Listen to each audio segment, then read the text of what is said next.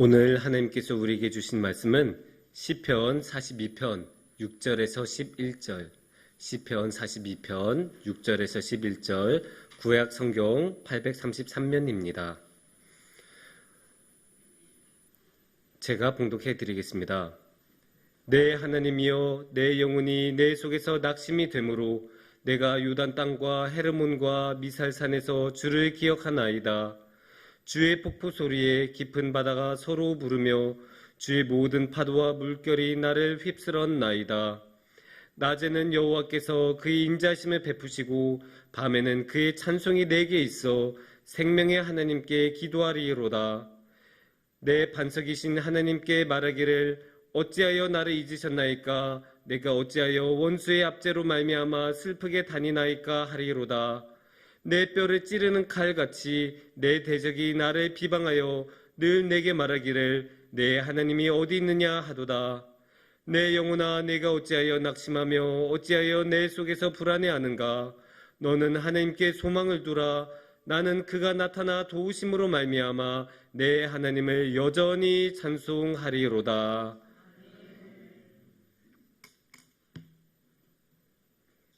네, 여러분, 축구에서는 항상 좋은 선수를 영입하는 게 중요합니다. 그래야 좋은 팀을 만들고 항상 이길 수 있는 팀을 만들 수 있기 때문입니다. 그런데 여기 문제가 있습니다. 좋은 선수를 영입해야 된다는 것을 모르는 팀 관계자는 아무도 없습니다. 하지만 누가 좋은 선수인지를 아는 게 어렵습니다. 딱 보면 다들 잘하는 것 같고 다들 각기 나름의 장점이 있고, 그러니까 당연히 또 선수들은 당연히 자기가 제일 잘한다고 말을 하다 보니 누가 진짜 잘하는지, 누가 진짜 필요한 선수인지 아는 것이 쉽지 않을 때가 많습니다. 그럴 때 이렇게 선수를 영입하는 것을 전문으로 하는 사람들이 쓰는 방법이 있습니다. 그분들은 어떤 선수의 잘하는 장면만 모아놓은 하이라이트는 보지 않는다고 합니다. 오히려 그 선수가 가장 못하는 장면만 모아서 본다고 합니다. 왜 그럴까요? 잘할 때는 누구나 다 잘합니다. 누구나 기가 막히게 골 넣고 기가 막히게 막아대고 잘할 때 보면 다 국가대표 같아요. 그런데 못할 때에도 이 선수가 진짜로 1인분을 할 수 있는지, 평균만큼 할 수 있는지. 왜냐면 사람이 살다 보면 컨디션이 안 좋을 때도 있고 판단력이 흐려질 때도 있고 그럴 때가 있을 법도 한데, 당연히 있는데, 그럴 때에도 이 사람이 정말로 괜찮게 하고 평균만큼 한다. 그러면 그때부터는 정말로 계약을 준비한다고 합니다. 그런데 이게 축구에서만 그럴까요? 아닙니다. 신앙에서도 잘할 때만큼이나 힘들 때 잘하는 것이 중요합니다. 우리가 상황이 좋을 때는 누구나 잘할 수 있습니다. 몸 건강하고 돈 넉넉하게 있고 시간도 충분하게 있으면 당연히 마음에도 여유가 있으니까 봉사도 열심히 할 수 있고 헌금도 열심히 할 수 있고 여러 가지 신앙생활, 기도도 열심히 할 수 있고 예배도 열심히 참여 다 할 수 있죠. 근데 정말로 힘들 때가 중요한 거 아니겠습니까? 축구 선수가 한 경기 뛰고 끝난 게 아니고 1년에 30경기를 쭉 뛰니까 기복 없이 잘해야 하는 것처럼 우리도 신앙생활 그냥 하루 하고 끝나는 게 아니지 않습니까? 우리는 일평생 동안 신앙생활을 하는데, 그렇다면 우리의 신앙생활도 기복 없이 쭉 잘하기 위해서는 힘든 상황에서도 신앙생활을 잘 할 수 있어야 합니다. 그래서 오늘 이 시간에는 우리가 함께 한번 힘든 상황에서 어떻게 해야 할까에 대해 같이 생각해보는 시간을 가졌으면 좋겠습니다. 오늘의 본문 말씀에서는 힘든 상황에 대해서 말씀하고 계십니다. 왜냐? 6절에서 시작하자마자 낙심이란 말을 하기 때문입니다. 이렇게 말씀하고 계시죠. 내 하나님이여, 내 영혼이 내 속에서 낙심이 되므로. 낙심이란 말이 무슨 뜻일까요? 사전을 보면 원하는 것이 이루어지지 않아서 마음이 상했다라고 합니다. 그러니까 오늘의 말씀에서는 지금 마음이 상했다고 말씀하고 계시는 건데, 그런데 이제 무슨 시시콜콜한 거 가지고 마음이 상했던 것은 아닐 겁니다. 무슨 내가 오늘 조금 기분 안 좋은 일을 당했어요. 이 정도 수준은 아닐 거예요. 왜냐? 지금 오늘의 말씀에서는 하나님의 앞에 나와서 말씀하고 있는 거잖아요. 근데 하나님 앞에 나오는데 무슨 시시콜콜한 거 저 좀 기분 안 좋았어요. 이러면서 나가지는 않을 거 아니에요. 정말로 심각하고 정말로 낙심이 될 만한 심각한 사안일 것입니다. 그러면 어떤 사안일까요? 크게 두 가지를 이제 생각해 볼 수 있는데, 첫 번째는 이제 7절을 생각해 보시면 나옵니다. 7절을 보면 이렇게 말씀하고 계시네요. 주의 폭포 소리에 깊은 바다가 서로 부르며 주의 모든 파도와 물결이 나를 휩쓸었나이다. 이 휩쓸었다라는 말에 우리가 완전히 휘말리고 정신 못 차리고 있는 모습을 우리가 상상해 볼 수 있는데, 무엇이 휩쓸었다고 하죠? 폭포, 바다, 파도, 세 가지를 이야기하고 있죠. 이 세 가지는 다 뭘까요? 예, 맞습니다. 이 물입니다. 물. 이 물은 우리한테 정말로 없어서는 안 되는 생명의 물이기도 하지만, 성경에서는 이 물을 파괴와 혼돈의 이미지로 많이 사용하기도 합니다. 왜 그럴까요?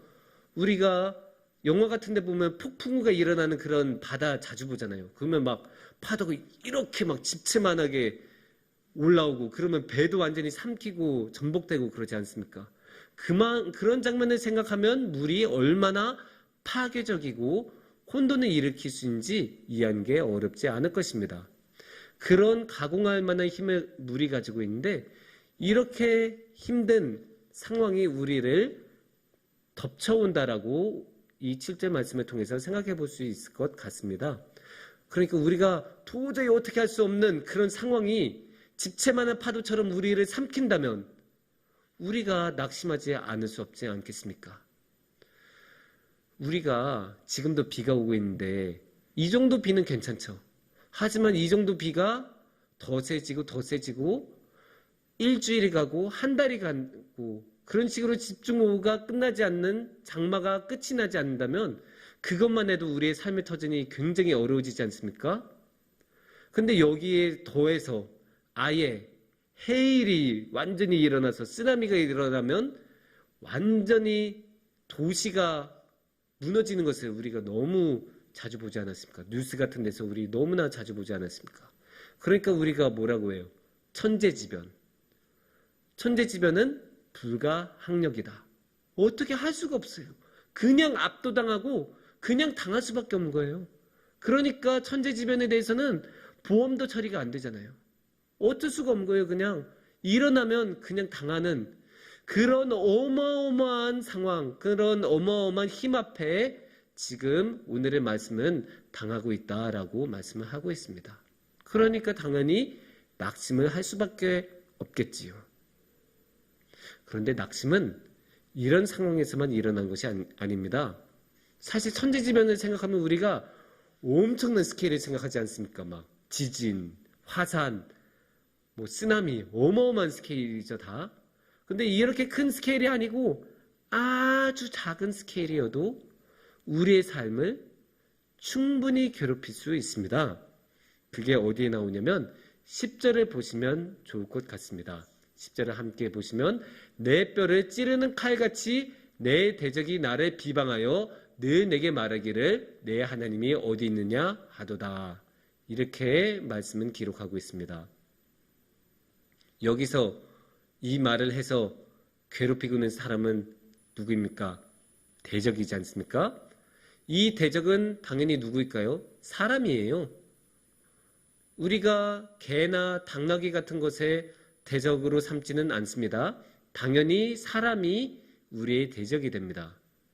그러니까 사람 때문에 우리가 그렇게 괴로워서 낙심할 수 있다는 거예요. 그것도 그냥 사람이 아니고 여기서 좀 더 자세히 보면 무엇이었죠? 비방하는 말. 사람의 말이 얼마나 우리를 아프게 하고 괴롭게 할 수 있겠습니까? 사실 이 사람의 말이라는 거 아무것도 아니죠. 저 천재지변이 일어나고 저 폭풍우가 일어날 때 사람의 말 같은 거 들리지도 않아요. 정말 이만한 자그만한 정말로 미약한 아무것도 아닌 소리인데 그 작은 소리가 우리의 마음에 비수가 돼서 정말로 우리의 마음이 피가 흐르는 것처럼 너무나 아픈 경우 여러분 모두 경험해 보시지 않으셨습니까? 마치 칼에 베인 것처럼, 마치 무거운 돌을 떨어뜨린 것처럼 우리 마음이 너무 아파서 그 말 한마디에 우리가 얼마나 많은 눈물을 흘렸습니까? 그런 것을 보면 천재지변 같은 그런 어마어마한 일보다도 이 작은 사람의 말이 더 우리를 괴롭게 한 경우가 많고, 그런 면에서 사람이 더 무섭다는 것을 생각해 볼 수도 있습니다. 특히나 사람의 말이라는 게 무서운 게, 이 천재지변이라는 거 매일 만나는 건 아니지 않습니까? 물론 자주 일어나는 것도 있지만, 그렇다고 우리가 매일 지진이 일어나고 그 다음 날에는 화산이 터지고 그 다음 날엔 장마가 일어나고 그러지는 않지 않습니까? 정말 어쩌다 일어나는 어마어마한 큰 그런 사건인데, 사람의 말이라는 거는 매일 들을 수 있잖아요. 정말로 매일 그 언어적인 폭력에 시달리다 보면 너무나 힘들 수밖에 없어요. 그러니까 우리가 직장에서 그렇게 언어적인 폭력에 시달리고, 학부모한테서 그렇게 언어적인 폭력에 시달리다가 끔찍한 일들이 일어난 걸 우리가 뉴스나 기사를 통해서 너무나 자주 접하지 않습니까? 그만큼 사람의 말이란 거는 너무나 무섭고, 그 사람의 말이란 것을 통해 우리는 낙심하기 너무나 쉽습니다. 두 가지 특징이 있다고 말할 수 있습니다. 첫 번째는 우리가 어떻게 해볼 수가 없어요. 그냥 우리가 그게 일어나면 압도당합니다. 너무나 압도당해서 어찌할 바를 모르고 그냥 일방적으로 당할 수밖에 없습니다. 또한 두 번째로 우리가 생각해 볼 수 있는 것은, 이렇게 낙심하게 만드는 것들은 그런 것에서 우리는 벗어날 수가 없어요. 어떻게 그냥 도망가기라도 할 수 있으면 손해를 보더라도 그래도 마음의 평안이라도 조금 얻을 수 있을 텐데, 도저히 도망갈 수가 없기 때문에 그렇게 힘든 겁니다. 우리가 생각해 보세요. 그런 천재지변, 우리를 완전히 압도하고 그거 한번 일어나면 어디로 도망갈 수도 없지 않습니까? 우리를 그렇게 괴롭히는 사람의 말이라는 것, 그 사람의 말이라는 것도 우리가 벗어날 수 없는 경우가 너무나 많아요. 특히 군대 같은 거 생각하면, 군대 한번 들어가면 그 군대에서 그 선임한테 괴롭힘을 당하기 시작하면 군복무가 끝나기까지, 그 기간이 짧다고 하면 짧을 수도 있겠지만 그 괴롭힘을 당하는, 언어적인 신체적인 폭력을 당하는 사람에게는 절대로 짧을 수 없는 시간이고, 벗어날 수 없는 너무나도 괴로운 지옥과도 같은 시간입니다. 이렇게 우리가 어찌할 도리가 없고 벗어날 수 없는 이 괴로운 상황이 오기 때문에 우리는 낙심할 수밖에 없습니다. 왜냐하면 우리 모두는 너무나 간단한 소원을 가지고 있죠. 너무나 간단한 마음에서 바라는 것, 그냥 행복하게 살고 싶다, 마음 편안하게 살고 싶다, 오늘 하루도 마음 편안하게 잠자고 내일을 맞이하고 싶다, 이런 너무나 기본적인 행복에 대해서 우리 모두 다 소원으로 가지고 있을 텐데, 이러한 것들이 우리를 덮쳐오면, 우리의 삶에 들어온다면 도저히 그런 소원은 이루어질 수가 없고, 이렇게 바른 것이 이루어지지 않기 때문에 우리는 마음이 상할 수밖에 없고 낙심할 수밖에 없습니다. 이렇게 낙심할 수밖에 없다면 우리는 어떻게 해야 할까요? 참 답변이나 해결책을 제시하기가 너무 어려운 문제입니다. 그럼에도 불구하고 이런 상황에서는 우리가 성경 말씀의 모범을 따르는 것이 좋습니다. 그러면 성경 말씀에서는 뭐라고 말씀하실까요? 8절을 함께 보시면 8절에서는 이렇게 말씀하십니다. 8절의 그 후반부에서는 생명의 하나님께 기도하리로다 라고 말씀하십니다. 그러니까 뭐예요? 하나님께 기도한다. 결국은 우리가 할 수 있는 것은 무릎을 꿇고 기도하는 것밖에 없습니다. 무릎을 꿇고 기도한 것만큼 하나님께 이르는 것 다른 좋은 방법이 없습니다. 그러니까 우리는 기도하고 또 기도하고 또 기도합니다. 그런데 우리가 이렇게 기도한다고 할 때 우리가 조금 생각해야 되고 조금 더 주목해야 하는 것들이 있습니다. 왜냐하면 기도라고 하는 것은 어떻게 보면 너무 당연해 보이잖아요. 우리가 신앙생활에서 기도만큼 많이 강조하는 게 어디 있습니까? 당연히 우리는 기도하라고 하고 이런 괴로운 일이 없어도 낙심하지 않아도 기도하라고 하지 않습니까? 우리는. 그러니까 기도는 너무나 당연한 거예요. 그러니까 힘들 때 기도하라라고 말하는 거는 음식이 싱거우면 소금 쳐라 라는 말만큼이나 너무나 당연한 말입니다. 틀리지는 않아도 뭔가 새로운 건 배운 것 같지 않은 항상 우리가 들을 수 있는 말입니다. 그래서 이 말에 오늘의 본 말씀에서 나오는 기도하라라는 말을 진짜로 제대로 이해하려면 이 안에 숨겨져 있는 영적인 원리를 우리가 알아갈 필요가 있습니다. 그러면 우리가 11절 말씀을 함께 볼 필요가 있습니다. 11절 말씀에서는 이렇게 말씀하십니다. 한 가운데쯤부터 읽어드리면 너는 하나님께 소망을 두라. 나는 그가 나타나 도우심으로 말미암아 내 하나님을 여전히 찬송하리로다. 이렇게 말씀하십니다. 여기서 우리는 하나님께 소망을 두라라는 말씀에 밑줄을 쫙 그어야 합니다. 우리가 기도를 하는 이유는 하나님께 소망이 있기 때문이에요. 우리가 기도하는 것 그 자체가 목적은 아니에요. 기도하기 위해서 기도한 게 아니고 나 기도 오늘 2시간 채웠다. 시간 채우기 위해서 기도한 게 아니고 기도를 통해서 하나님을 만나려고 기도한 거고 기도를 통해서 하나님의 소망을 얻으려고 우리는 기도한 거예요. 그리고 우리가 왜 기도하냐? 하나님께서 우리를 도와주시는 분이시니까. 오늘의 말씀에서 너무나 잘 나오잖아요. 우리를 도와주시는 하나님, 우리의 반석이 되시는 하나님. 왜냐? 너무나 인자하신 하나님이니까. 너무나 인자하신 하나님이니까 우리를 도와주시고 우리의 반석이 되어주시고 그렇게 우리를 도와주신 분이시니까 이처럼 내가 힘들 때에도 내가 낙심하여 다른 어떠한 희망이 없을 때에도 하나님께서는 나를 도와주신 분이란 것을 믿고 체험해 왔으니까 그러니까 우리는 기도하는 거예요. 그러니까 우리는 하나님께 소망을 두고 이번에도 하나님께서 나를 도와주시겠지. 이번에도 이 어려움을 헤치고 나갈 수 있도록 날 인도해 주시겠지. 그렇게 믿으면서 우리가 기도하고 소망을 갖는 거예요. 그래서 우리가 하나님에 대한 소망을 절대로 잃어서는 안 됩니다. 그래서 우리가 소망을 가지고 하나님께 기도하면서 나아가면 이 파괴적인 물이 우리를 덮쳐오고 파도가 우리를 휩쓸어 갈 때도 주님께서는 기꺼이 반석이 되셔서 우리가 어디로도 흘러가지 않도록 그 자리에 굳건히 서 있을 수 있도록 주님께서는 우리의 반석이 되셔서 우리를 도와주십니다. 그러니까 우리가 주님께 감사하고 찬송할 수 있는 거예요. 아니 남들이 보면 이상하지 않습니까? 아니 쟤는 맨날 저렇게 힘든 상황이고 저렇게 괴로운데 쟤는 왜 또 감사하냐? 아니 뭐 감사할 게 있다고 쟤 제정신인가? 이렇게 세상 사람들은 그렇게 생각할 거예요. 도저히 이해가 안 되겠죠. 하지만 우리한테는 소망이 있잖아요.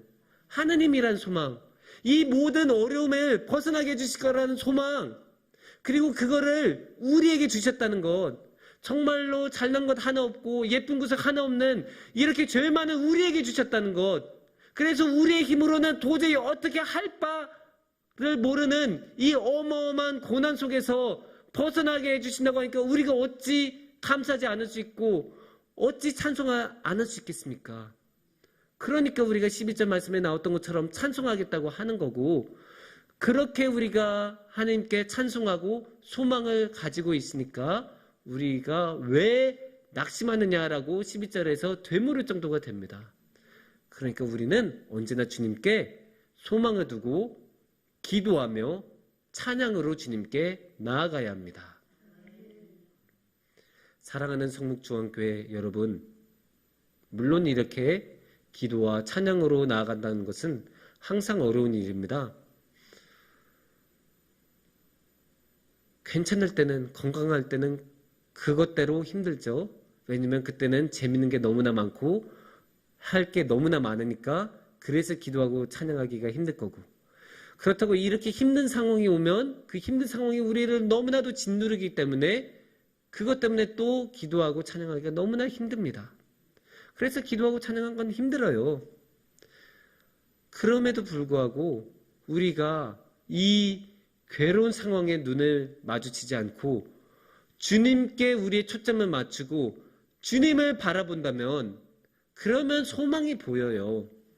그리고 그 소망이 있으면 우리는 기도할 수 있고, 그 소망을 품고 우리가 기도로 나아가면 주님께서는 우리의 입술에도 찬양을 주실 거고, 그 찬양으로 우리 주님은 우리의 마음을 가득 채워주실 것입니다.